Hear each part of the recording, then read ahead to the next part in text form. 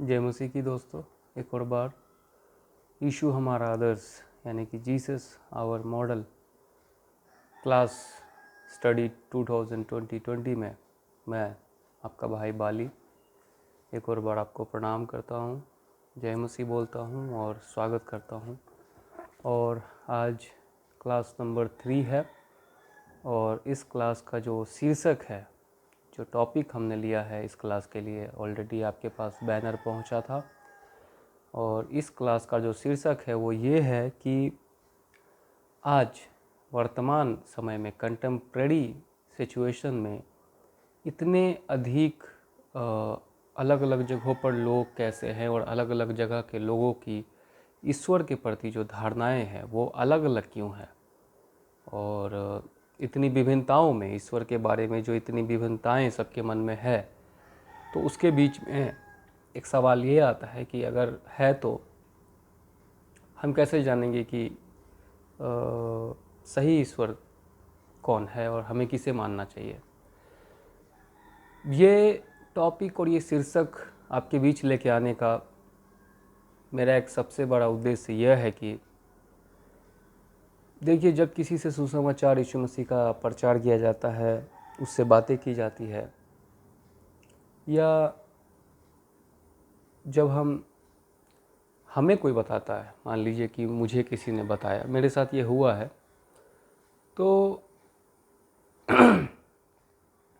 जब किसी को बताते हैं या हमें कोई बताता है तो हमारे मन में ये एक बहुत बड़ा एक प्रश्न आता है कि जब हम अपने अगल बगल की सिचुएशन को देखते हैं, लोगों को देखते हैं, हमारे दोस्तों को देखते हैं, तो वो अलग अलग धारणाएं रखते हैं ईश्वर के बारे में। कोई कहता है कि क्या लेना देना, अगर है भी तो जो हम मानते आ रहे बचपन से वो माने।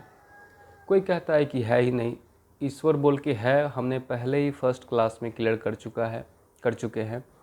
सेकंड क्लास में जॉर्ज ब्रदर ने बहुत अच्छे से समझाया कि कैसे कैसे धर्मों ने जन्म लिया। एक हमारे तरफ से एक क्षमा याचना है कि सेकंड क्लास का जो वीडियो लिंक है और वीडियो है वो किसी कारणवश हमारे ग्रुप से डिलीट किया नहीं गया है, किसी ने छुआ भी नहीं उसे, बट फेसबुक के द्वारा ही कुछ हुआ है और हमने कंप्लेन भी किया था फेसबुक को। So I will try today to summarise those things in a nutshell.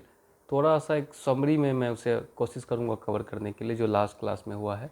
तो सेकंड क्लास में जॉर्ज ब्रदर ने कवर किया था कि कैसे कैसे हिंदुज़्म, इस्लाम और जुदाइज़्म, अलग अलग धर्मों को कैसे आए वो एग्जिस्टेंस में, उनको कवर किया था उन्होंने। तो जब मैं बोल रहा था कि जब यीशु मसीह के बारे में हम किसी को बताते हैं, गॉस्पल बताते हैं, तो एक कन्फ्यूज़न आता है कि जो हमारे संग लोग हैं, जो हम बचपन से मान रहे हैं, या जो लोग हमारे सर्किल में है, वो अन्य अन्य मत रखते हैं ईश्वर के बारे में। और तो ऐसा कैसे हो गया आज के डेट में? अगर उदाहरण के लिए एक क्वेश्चन बताता हूँ मैं आपको कि पीके मूवी सबने देखी होगी, 2014 में ये मूवी रिलीज़ हुई थी। उस मूवी में धर्म को टारगेट किया गया था, किसी पार्टिकुलर धर्म को नहीं, मतलब बताया गया था कि कैसे धर्मों का इस्तेमाल हो रहा है। और वो मूवी में कोई ये भी नहीं था, एक काला चेहरा को दिखाया गया है धर्मों के खेल का, धर्मों के व्यापार का। पर उस मूवी का एक सीन मैं बोलना चाहूँगा कि एक छोटा सा क्लिप में एक किसान को दिखाया जाता है और वो किसान बोलता है कि उसे किसी ने बताया कि यीशु मसीह के मानने से उद्धार होता है और स्वर्ग जाता है आदमी। तो वो बोल रहा है कि अगर ऐसा होता तो ईश्वर उसको क्रिश्चियन फैमिली में, मसीह फैमिली में ही जन्म देता, दूसरे में क्यों जन्म देता, उसका ये कहना था। तो ये सब भी प्रश्न आते हैं जब हमें सुसमाचार सुनाया जाता है या हम किसी को बोलते हैं, तो ये सब भी प्रश्न आते हैं। तो ये सब चीज़ों को आज मैं टैकल करने जा रहा हूँ अपने इस क्लास में। इन सब चीज़ों पे हम ध्यान देने, प्रकाश डालने जा रहे हैं। मैं एक ओवरव्यू दे रहा हूँ कि आज हम क्या करने जा रहे हैं, कि आज वर्तमान में ये उत्तर प्राप्त करना बहुत ज़रूरी है कि हम कहाँ खड़े हैं और इतने सारे ईश्वर कहाँ से आए, धर्म कहाँ से आए, लोग कहाँ कहाँ से आए। तो चलिए हम एक क्लास शुरू करने से पहले आपसे एक दरख्वास्त करना चाहूँगा कि मैंने पहली क्लास में बताया था कि देखिए ट्रुथ, सच, उसकी एक वैधता होती है, उसकी एक वैलिडिटी होती है। कोई चीज़ ट्रू है या नहीं है, वो वैलिडिटी हमें जांचना चाहिए। और इन क्लासेस में हम वही कोशिश कर रहे हैं कि क्या ट्रू है क्या फॉल्स है। लेकिन हमारे इन मेहनतों का और ट्रूथ का फ़ायदा तब होगा जब आप भी अपना एफ़र्ट इसमें डालें। मैं ये बात क्यों कह रहा हूँ, देखिए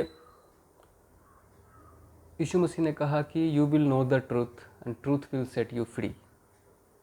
पर मैं एक बात कहना चाहूँगा आपको कि truth can't set you free. आप सुन के सोचेंगे कि ये क्या बोल रहे हैं, यीशु मसीह के उल्टा में बोल रहे हैं। उल्टा नहीं बोल रहा हूँ, मैं यीशु मसीह के साथ ही बोल रहा हूँ। देखिए सच, उन्होंने कहा सच तुम जानोगे तो सच तुम्हें स्वतंत्र करेगा। लेकिन भाइयों बहनों, सच आपको तब स्वतंत्र करेगा जब सच को आप अपने अंदर काम करने दोगे, जब आप सच को वर्कआउट करने दोगे। हम जब सच को रेसिस्ट करेंगे, जब हम सच को सुनने के बाद भी इग्नोर कर देंगे, तो सच अपना काम नहीं कर पाएगा। आप जानते हैं कि वचन में लिखा है कि गॉड इज़ ट्रूथ। और ऐसे भी आप कॉमन आदमी को ही पूछेंगे जो मसीह को नहीं जानता हो या गॉड को नहीं जानता हो, वो बोलेगा कि सच ईश्वर की ओर से है। तो सच ही ईश्वर है, सत्य ही ईश्वर है। तो अगर आप सच को काम करने नहीं दे रहे, अगर आप सच को रेसिस्ट कर रहे हैं, सच को विरोध कर रहे हैं, तो आप ईश्वर का विरोध कर रहे हैं और आप ईश्वर को अपने जीवन में काम करने नहीं दे रहे हैं। मैं ये बात इसलिए कह रहा हूँ मेरे प्रियो, बहुत से भाई बहन और बहुत से लोग मैं जानता हूँ, मेरे परिवार के भी, मेरे रिश्ते नाते के भी, मेरे दोस्तों के भी, दोस्त भी, और बहुत से लोग, बहुत सी सच जानने के बाद भी, मेरे कलीग्स और मतलब जैसे भी जिसको भी मैं जानता हूँ, बहुत से लोगों को मैंने देखा है कि सच जानने के बाद भी कोई उसकी वैलिडिटी को न तराशता है, और अगर तराश भी लिया तो उस पर ध्यान नहीं देता है कि उसको हम माने ना माने। तो मैं क्या कहना चाहता हूँ, अगर सच को वर्कआउट होना है, ईश्वर को काम करना है, सच का फ़ायदा आपको मिलना है, तो आपको उस सच को स्वीकार करके कुछ निर्णय लेने होते हैं। तो जो हम कर रहे हैं, जो क्लासेस की हम कोशिश कर रहे हैं, आपके पास इतना मेहनत कर रहे हैं, उसका फ़ायदा तब है जब सच को आपके पास आता है तो सच को आप कबूल करिए और उसको काम करने दीजिए, उसके अकॉर्डिंग अपने मन को बदलिए। मैं एक छोटा सा उदाहरण दूंगा, फिर मैं आऊँगा अपने टॉपिक पे कि मैं क्या बताना जा रहा हूँ, ये सच के बारे में मैंने क्या बोला। देखिए पंखा तो सब जानते हैं, पंखा सबके घर में होता है, और ये पंखा में आपको पता है कि कंडेंसर होता है, बहुत सी चीज़ होती है अंदर में, और बिजली जाती है और बिजली से पंखा मूव करता है। अब ये बिजली को मान लीजिए कि ट्रूथ है, ट्रूथ भी जो सच है वो भी एक बिजली से कम नहीं है। वो ऐसा एक बिजली है जो झकझोर के रख देता है हर चीज़ों को, सच्चाई जो है।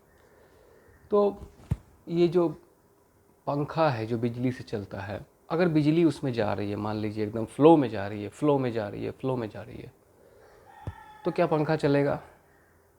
चलेगा। अब फ़र्ज़ करिए कि पंखा के पास डिसीजन मेकिंग पावर आ जाए, वो उसको यस नो करने की ताकत आ जाए। अभी तो यस नो की ताकत है नहीं। और अगर उसका मन नहीं हो, उसके पास बिजली पहुँचे और वो अपने कंडेंसर को बोले कि तू ख़राब हो जा, या कंडेंसर उसको सप्लाई ना करे, या उसकी जो जहाँ से पावर, जहाँ मेन कनेक्ट होती है, वो उसको हटा दे, तो पंखा चलेगा।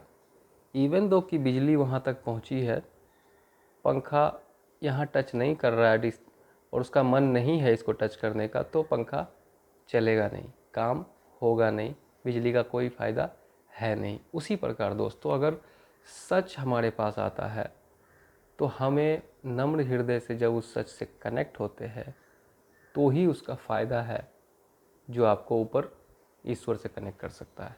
एक एग्ज़ाम्पल मैंने बताया कि जब कोई बात आपको पता चलती है और हम जो क्लासेस में लेके आ रहे हैं आपके पास सच, इतिहास से, भूगोल से, पुरातत्व विभाग से, आप जांच कर लीजिए और हमसे सवाल करिए कमेंट बॉक्स में, मोबाइल नंबर पे डायरेक्ट सवाल कर सकते हैं, व्हाट्सअप कर सकते हैं। तो उसके बाद पता चलता है तो ज़रूर अपने मन को बदलिए और सच को जानिए, वो आपको फ़ायदा ही पहुंचाएगा, वो आपके भले के लिए ही है। मैं आज के टॉपिक पे आता हूँ। आज का शीर्षक है कि आज की कंटेम्प्रेरी वर्तमान जगत में लोग इतने क्यों फैले हुए हैं और ईश्वर के लिए अलग अलग मत क्यों रखते हैं। देखिए, कोई भी चीज़ जानने का दो तरीका होता है। एक तरीका है कि थ्योरी, एक कहानी होती है, कहानी जो बेस्ट संभवतः कहानी होता है, किसी फैक्ट को, सच को लेके एक कहानी बनाया जाता है और उसके हिसाब से खोज किया जाता है। और जब खोज में से जब सपोर्टिव सच्चाई, सबूत आने लगती है तो हम ये मानने लगते हैं, परसेंटेज हमारा बढ़ने लगता है कि ये थ्योरी सही है, सही है, सही है, परसेंटेज बढ़ते बढ़ते पहुंच जाता है। एक तो वो तरीका। दूसरा तरीका है कि हम पहले खोज में कुछ मिलता है और उस खोज से एक थ्योरी बनाते हैं। ठीक है, एग्जाम्पल के लिए अभी कोविड से पूरी दुनिया परेशान है, कोरोना वायरस से। इस पर बहुत से देश बहुत से तरह की खोज कर रहे हैं और जैसे जैसे अलग अलग तरह से खोज कर रहे हैं, अलग अलग थ्योरी हर दिन आ रही है।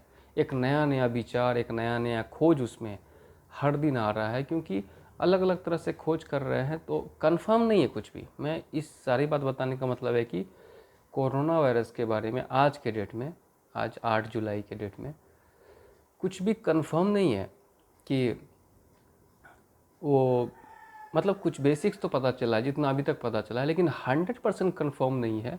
इसीलिए उसकी दवा भी अभी तक पूरे प्रभावित रूप से नहीं आ पाई है। तो वो थ्योरी फाइंडिंग्स जारी है और खोज होता जाता है, 100% कुछ भी कंफर्म नहीं होता है।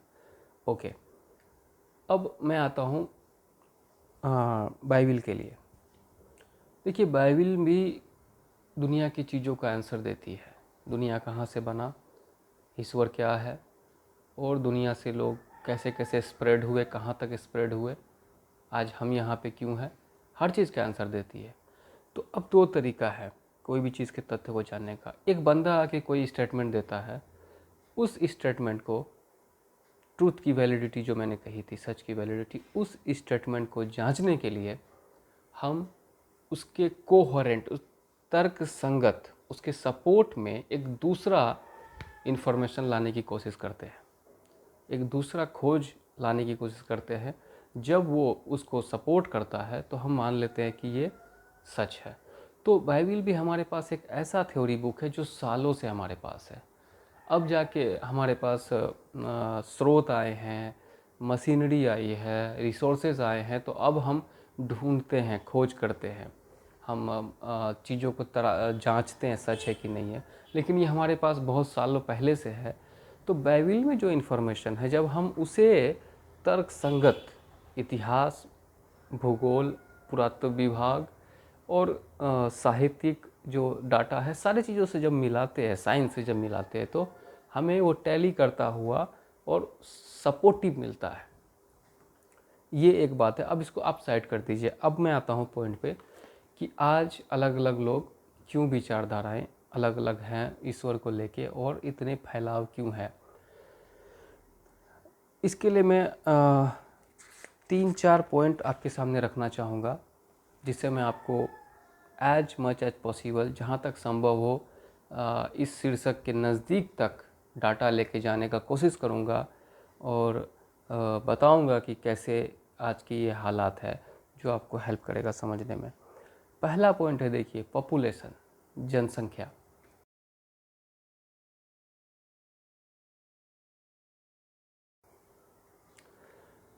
आज की जनसंख्या लगभग 7 अरब लोग हैं इस दुनिया में, पूरे दुनिया में। इस 7 अरब लोगों में आप जरा सा सोचिए, एक छोटी सी बात है लेकिन आप जरा सा सोचिए कि यदि इसको पीछे लेके जाए, आप जो पॉपुलेशन है उसको पीछे लेके जाए, अब ये तो जान रहे हैं कि पॉपुलेशन बढ़ रहा है, लेकिन आज से 10 साल पहले कम था, उससे 10 साल पहले कम था। हमारे देश के आज़ादी के समय में सिर्फ जहाँ तक मेरा ज्ञान है 30 करोड़ की आबादी थी। तो आज भारत में 1 अरब 30 करोड़ है लगभग अभी। तो सिर्फ 70 सालों में लगभग 1 करोड़ 1 अरब लोग बढ़ गया। तो अगर इसको पीछे लेके जाते जाएंगे, आप पीछे लेके जाते जाएंगे, तो आप दो चीज़ देखेंगे। एक चीज़ देखेंगे कि ये डाटा सीधे जाते जाते जाते जाते एक जोड़े इंसान पे ख़त्म होता है। एक जोड़ा, एक मेल एक फीमेल। अगर कहीं से कुछ स्टार्ट हुआ है तो, और स्टार्ट हुआ है, मैंने फर्स्ट क्लास में क्लियर कर दिया है, साइंस भी ये मानती है और ईश्वर है, मैंने रिफ्यूट किया था साइंस को। तो एक कपल पे ख़त्म होता है, मेल एंड फीमेल। तो एकदम छोटी बात है, कोई सोचता नहीं है, लेकिन प्लीज़ आप सोचिएगा ज़रा। अगर आप खुद सोचेंगे नहीं, दिमाग नहीं लगाएंगे, तो सिर्फ मेरे बोलने से कुछ नहीं होगा। लेकिन जो मैं बात बोल रहा हूँ वो बिल्कुल तर्कसंगत है। वो कपल एक पे जाके ख़त्म होता है, तो दैट मीन्स क्या कि एक पॉइंट ऑफ टाइम में जो था सब एक ही जगह से स्टार्ट हुआ, इंसानों की बढ़ती या जनसंख्या। नंबर 2, जनसंख्या में जब आप पीछे लेके जाते हैं चीज़ों को, तो आप मैप पे, ज्योग्राफिकल कंडीशन पे, मैं अभी दिखाऊंगा आपको नेक्स्ट, मैप पे आप देखेंगे कि जैसे जैसे जनसंख्या कम, मतलब पीछे जाएंगे आप टाइमलाइन में, अपने भारत देश को ही ले लीजिए, तो ये जो पॉपुलेशन है वो ऊपर की ओर भागता जाएगा हमारे भारत के हिसाब से, पंजाब एंड सिंध प्रांत की ओर, उत्तर पश्चिम के इलाके में, अफ़गानिस्तान। टाइमलाइन आबादी पीछे की ओर भागता जाएगा, मतलब इधर जंगल, वो पीछे आबादी ज़्यादा जाएगा, मतलब कि इधर आबादी है नहीं अभी, जहाँ भी हम हैं वहाँ है आबादी बहुत अभी, लेकिन पीछे जाएंगे तो कालांतर में बैक जाएंगे जब पास्ट में, तो आबादी घटती जाती है और जगह भी ऊपर की ओर श्रिंक होता जाता है, एक पॉइंट की ओर। ऐसे ही पूरे विश्व में, अमेरिका में कोई लोग नहीं थे, उधर से भी इधर आ जाता है। तो एक पॉइंट ऑफ टाइम में अब जब बैक जाएंगे जनसंख्या वाले पॉइंट को लेके, तो एक कपल पे ख़त्म होता है, और वो कपल एक जगह पे था, ये भी साबित होती है पुरातत्व विभाग के द्वारा। हमारे एनसीईआरटी की जो किताबें हैं, जिससे आज पूरा भारत में जिससे सिलेबस बनता है, उसके हिसाब से मैंने पढ़ा है कि आज से 2000 साल पहले भारत में कई जगहों पे, आज जहाँ पे कई मिथोलॉजी भी है, कई किस्से कहानी के जैसे जो कई मिथोलॉजी है ईश्वर को बोल के, और बहुत सारी चीज़ें, कई जगहों पर आबादियाँ नहीं थी, कई जगहों पे बस्तियाँ नहीं थी। और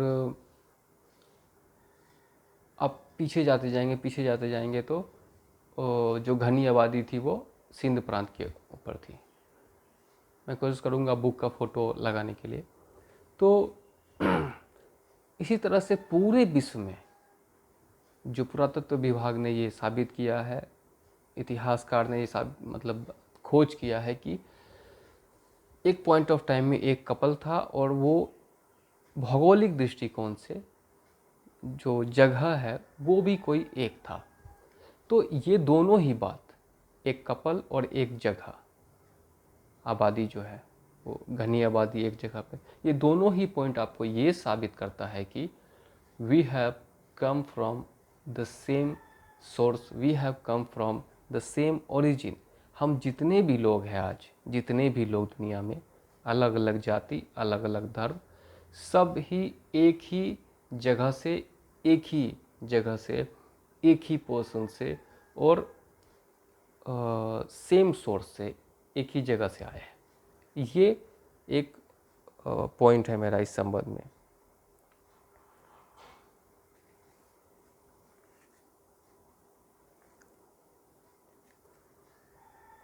अब एक पॉइंट से आने के बारे में जो मेरा दूसरा पॉइंट है, एक एक सोर्स से, एक जगह से, एक स्रोत से, जहाँ से भी हम आए हो वहाँ से आने में हमारा एक दूसरा तर्क है, दूसरा पॉइंट है।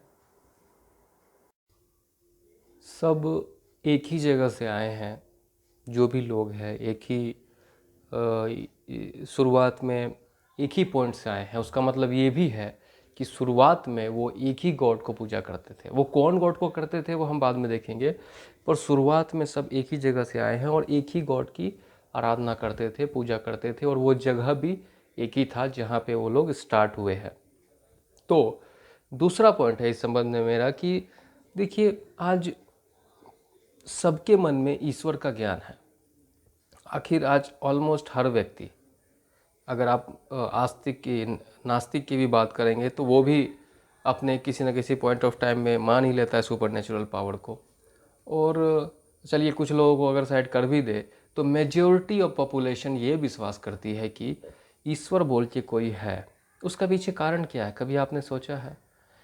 ये क्या इस बात को नहीं दिखाता है कि जो शुरुआत में लोग एक जगह से आए हैं तो वो जनरेशन आफ्टर जनरेशन, पीढ़ी दर पीढ़ी जो है वो ज्ञान जो है एक दूसरे को पास करते आए हैं कि ईश्वर बोल के कोई है।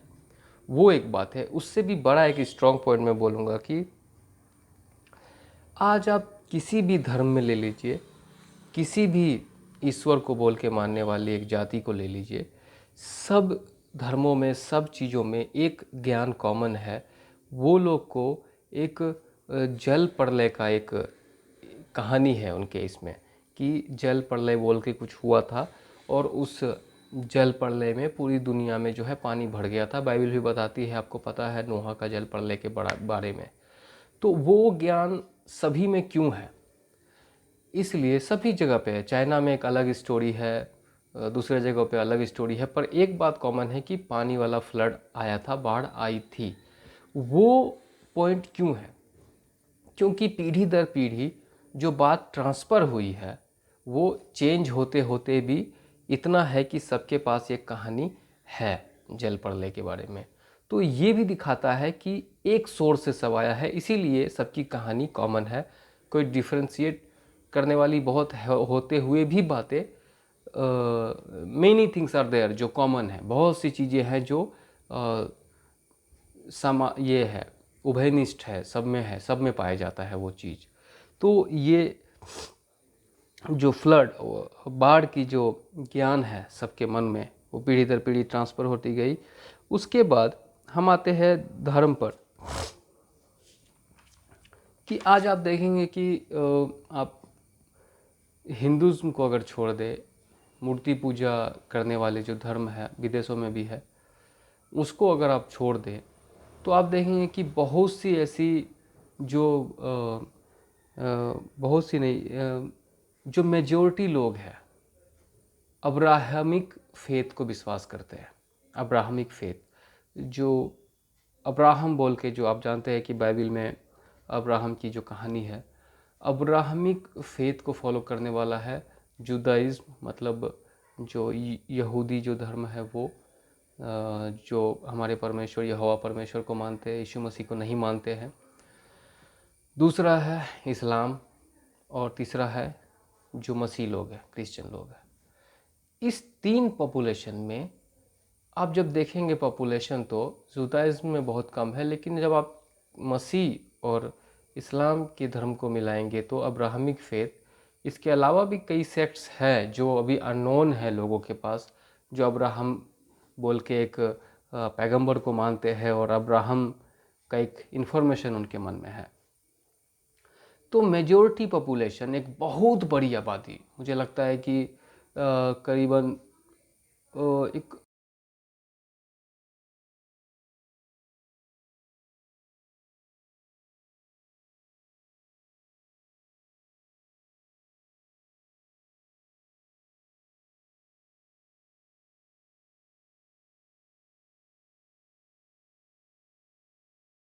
कि एक बहुत बड़ी आबादी जो है अब्राहमिक फेथ को बिलोंग करती है। तो ये क्यों, क्या बताता है हमें? ये बताता है अब्राहमिक फेथ को मानने वाली जो एक आज के डेट में जो हमारे पास सच्चाई है, वो हमें ये बताता है कि एक पॉइंट ऑफ टाइम में, एक कालांतर में आप पीछे जाएंगे तो, पास्ट में जाएंगे तो सब एक ही सोर्स से थे, इसीलिए तो उनका इन्फॉर्मेशन उनके मन में है और वो उस तरह से उनको मानते हैं। एग्जाम्पल के लिए जो पिछले क्लास में जॉर्ज भाई ने बताया था, जो रह गया, कि जो मोहम्मद साहब जो है वो इस्लाम को लेके आए, उनके हिसाब से जो है जब उनकी जो वो जो बोलते हैं पाक शास्त्र बोल के वो जो अवतरित हुई, तो अब देखेंगे कि उसमें जो इन्फॉर्मेशन है, बहुत सी चीज़ें जो है वो बाइबल की उससे पहले एग्जिस्ट था, जो बाइबल उससे इन्फॉर्मेशन आया हुआ है, इसीलिए उसमें अब्राहम की भी चर्चा है, अब्राहमिक फेथ की चर्चा है। और मेरा एक सवाल होता है कभी भी कि आखिर उनको क्यों ज़रूरत पड़ गया, हालांकि वो ऐसा कहते हैं कि खुदा की ओर से वो आया, अल्लाह की ओर से आया, लेकिन आखिर उनको क्यों ऐसा आवश्यकता पड़ गया कि जो बाइबल में इंफॉर्मेशंस है उससे चीज़ों को ट्रांसफ़र करे।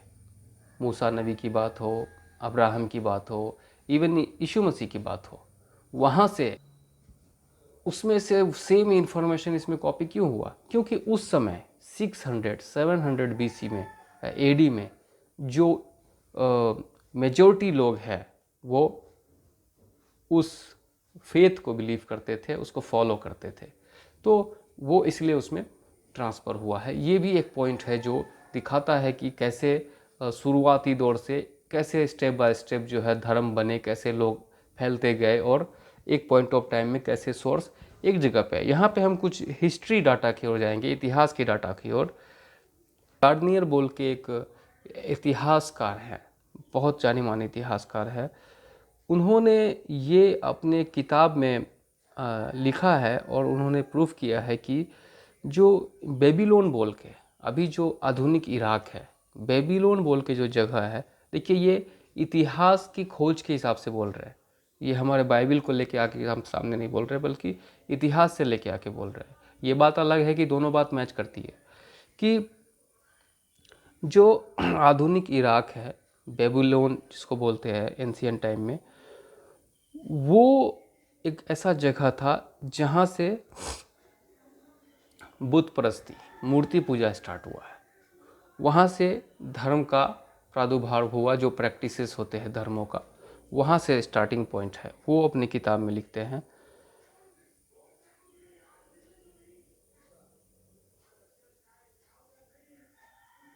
उनकी किताब का नाम है the profound impression made upon the ancient world.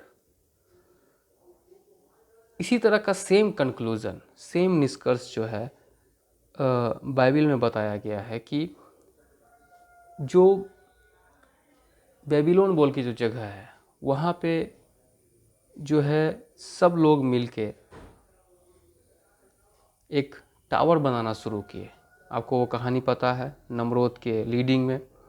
और बट परमेश्वर जो है, जेनेसिस की किताब उसमें 11 अध्याय का 1 से 9 में जब पढ़ेंगे तो पता चलेगा कि परमेश्वर जो है वहाँ पे उनको रोकते हैं। एक तो उनका परमेश्वर का एम था कि लोग को आशीर्वाद दिए थे शुरू में बनाने की, जाओ फूलो फलो पृथ्वी पे फैल जाओ। तो पृथ्वी पे फैलने के लिए वहाँ आप देखते हैं कि वही वो जगह है बेबीलोन बोल के, इराक बोल के, जहाँ से परमेश्वर ने उनकी भाषा में गड़बड़ी डाला और सब वहाँ से स्प्रेड हुए। और वहाँ पे वो लोग सब परमेश्वर से कनेक्टेड नहीं थे, बल्कि परमेश्वर के विरोध में थे और मूर्ति पूजक भी थे कई लोग। तो हिस्टोरियंस ने भी ये दावा किया है, साबित किया है खोज में, कि मूर्ति पूजा की शुरुआत जो है वो इराक से हुआ है, बेबीलोन से हुआ है।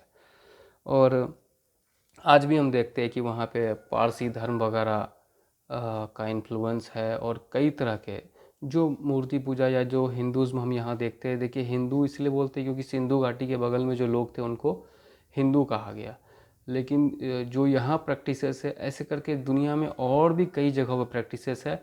हाँ, उनके ईश्वर का ज्ञान अलग है, उनके ईश्वर का नाम अलग है, उनका सिस्टम अलग है, पर मूर्ति पूजा और भी जगहों पर है। देखिए अब धर्म की बात करेंगे। पिछला क्लास जो हमारा था उसमें था कि बहुत से धर्म कहाँ से आए। आज धर्म इतना ज़्यादा है इस पृथ्वी पर, अकेले सिर्फ अमेरिका में, यूनाइटेड स्टेट ऑफ अमेरिका में 1200 धर्म है, और 6000 धर्म जो है वो अफ्रीका में है। तो इतने सारे धर्म कैसे फैल गए? अब ये जो कर्नल जे गार्नियर, ये जो हिस्टोरियन है, इन्होंने स्टडी किया और उन्होंने एक किताब लिखा, the worship of the dead, एक ये दूसरी किताब है। और इस स्टडी में इन्होंने सिर्फ रिलीजन का स्टडी किया, सारे रिलीजन का, और इन्होंने कंक्लूड किया अपने स्टेटमेंट को, और उन्होंने कहा कि देखिए, सिर्फ नॉट मेयरली इजिप्टियंस, सिर्फ मिस्री लोग नहीं, चैल्डियंस नहीं, और यूनानी नहीं, रोमन्स नहीं, और बल्कि हिंदू, बुद्धिस्ट, और जो चाइनीज़ लोग हैं, जो तिब्बत के लोग हैं, जो मैक्सिकन्स है, और वगैरह वगैरह, सारे जो धर्म के जो लोग हैं वो सब एक ही जगह से डिराइव हुए, एक ही जगह से आए हैं। उन्होंने अपना कंक्लूड किया उसके बारे में। तो और उन्होंने ये कंक्लूड किया कि वो जगह जो है बेबीलोन था। ये एक इतिहास से एक डाटा है, मैं इसके किताब की पिक्चर में डाल दूंगा। एक दूसरा पॉइंट मैं लेके आता हूँ इसके सपोर्ट में। देखिए, जो लोग स्प्रेड होना शुरू हुए बाइबल के हिसाब से, नमरोद जो यहाँ पे टावर बना रहा था, वो इराक की जगह है। पर आप देखेंगे कि उससे पहले दुनिया एक पॉइंट ऑफ टाइम में ख़त्म हो गई। नूह के जल पड़ने के समय जो नाव जाके रुकी है वो अरारात नाम की पहाड़ी पर रुकी है, और वो पहाड़ी आज के डेट में तुर्की में है। तुर्की से जो है, वहाँ से फिर जो है स्टार्ट होके स्प्रेड होना सब शुरू हुआ एक ही जगह से। तो जो नूहा का जो बच्चे लोग और नूहा का परिवार जो बाद में जाके डेवलप हुआ है, उसी से हम सब आज हैं, ये बाइबल बताती है। अब इसके सपोर्ट में इसका फैक्ट कैसे चेक करेंगे, सच कैसे मानेंगे? देखिए कि सबके मन में उस जल प्रलय, उस बाढ़ का ज्ञान है, ये एक पॉइंट है, मैंने पहले भी कहा है। दूसरी पॉइंट बताता हूँ आपको कि जब आप मैं वीडियो डालूंगा, आप देख लीजिएगा, जब आप मैप देखेंगे टाइमलाइन का, तो जो लोग स्प्रेड हुए हैं, इवन भारत में जो स्प्रेड हुए हैं, उसी डायरेक्शन से लोग आए हैं। अब अमेरिका को लेंगे तो उसी डायरेक्शन से लंदन जाके फिर अमेरिका का निर्माण हुआ। लंदन के बाद लंदन के लोग जाके अमेरिका में बसे, और वो अमेरिका जो आज है वो लंदन के ही लोग हैं। तो जो स्प्रेड ऑफ द पॉइंट है, जहाँ से लोग स्टार्ट हुए स्प्रेड होना, जो मैंने शीर्षक में यूज किया है कि एक ही चारागाह से हम आए हैं, वो चारागाह का पॉइंट जो है वो वही जगह पर जाता है इतिहास विज्ञान के हिसाब से, और इसके हिसाब से आर्कियोलॉजी के हिसाब से। अच्छा, क्योंकि आप जब एनसीईआरटी की पुस्तक पढ़ते हैं या कोई भी दुनिया के इतिहास की किताब आप पढ़ेंगे, तो जो लोग व्यापार करने निकले हो या जिस भी वजह से यात्रा किया हो, तो आप देखेंगे उसी डायरेक्शन से लोग हर जगह आ रहे हैं, दूसरी जगह से स्टार्ट नहीं हो रहा है या दूसरी जगह से नहीं आ रहे हैं। इवन भारत में कहाँ से आए हैं लोग, उसी डायरेक्शन से आए हैं। आप देखेंगे मैप पे, जैसे अगर ये भारत है तो इस कॉर्नर से आए हैं। तो ये हुआ एक पॉइंट। दूसरी पॉइंट मैं बोलना चाह रहा हूँ कि अब आते हैं साइंस पे। साइंस के हिसाब से वो जो बोलते हैं कि अफ्रीका मस्ट हैव, मतलब अफ्रीका उनके हिसाब से होना चाहिए वो पॉइंट जहाँ से लोग स्टार्ट हुए। क्यों बोलते हैं वो? क्योंकि वहाँ पर एक कंकाल मिला है बहुत पुराना, और उसको बोलते हैं कि वो आदि मानव, ऐसा करके वो बोलते हैं। लेकिन आप जब जल प्रलय की बात करेंगे, तो जल प्रलय के बाद जो लोगों का कंकाल वगैरह गया है, वो उसका आंसर वो है कि भाई आपको जो मिला है वो नहीं है। जल प्रलय के बाद सब मैसअप हो गया, किसका लाश कहाँ गया, कहाँ की कंकाल कहाँ गई है, ये आप नहीं कर पाएंगे। तो हम उसको रिप्लाई ये करते हैं कि जो अफ्रीका की जो ये है वो उतना परफेक्ट नहीं है। और अफ्रीका को भी अगर आप लेंगे तो वो कनेक्टेड जगह है वहाँ से, मिस्र और ऊपर की ओर जहाँ से है टर्की से, लेकिन वो मानते हैं कि अफ्रीका एक घनी आबादी का जगह था, वो ऐसा मानते हैं क्योंकि वहाँ कंकालें बहुत मिली है। पर ये भी तो पॉसिबिलिटी है ना कि जल प्रलय के बाद कंकाल जो है वहाँ पे बहुत से पहुँच गई हो, वहाँ का कंकाल जो है वहाँ पहुँच गया हो। जो अरारात मतलब जो पुराने जो आदि मानव का कंकाल कहीं पे हो, कब्र वचन में लिखा है कि सोते फूट पड़े, ज़मीन फूट पड़ी, तो ये भी तो हो सकता है ना कि कब्र खुल के वो कंकाल वहाँ पहुँच गया हो। तो ये पॉइंट है।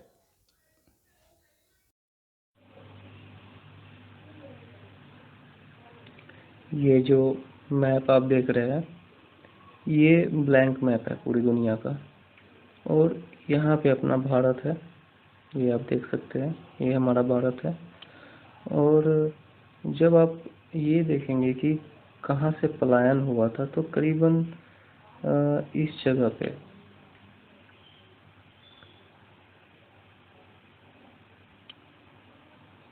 इस जगह पे जो है, ये ये वो जगह है जहाँ पे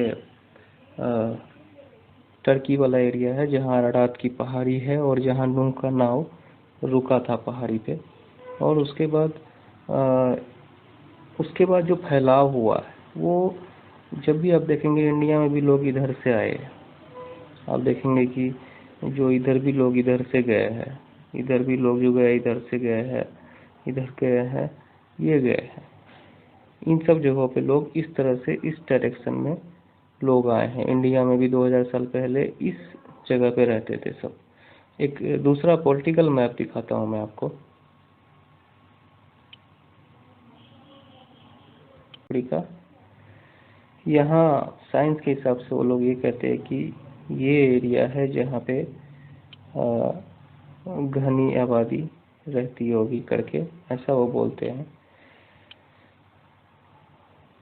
मेरा वही क्वेश्चन है कि इस एरिया में अगर लोग है ना, कि इस एरिया में इधर से जो नूह के जल प्रलय के जो समय जो है, बाकी जो चीज़ें अवशेष इधर आ गई हो इस एरिया में, तो साइंस का जो खोज है वो एक्सक्लूड करके होता है बाइबल को, तो ये हम नहीं मान सकते इस बात को।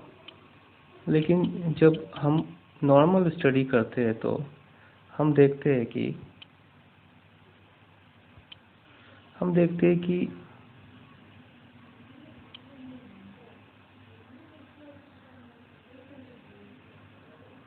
इस जगह से, इस जगह से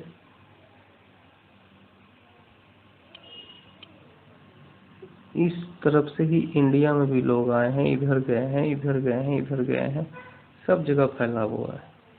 तो इस तरह से हम देख सकते हैं कि, इस तरह से हम देख सकते हैं कि कैसे लोग जो है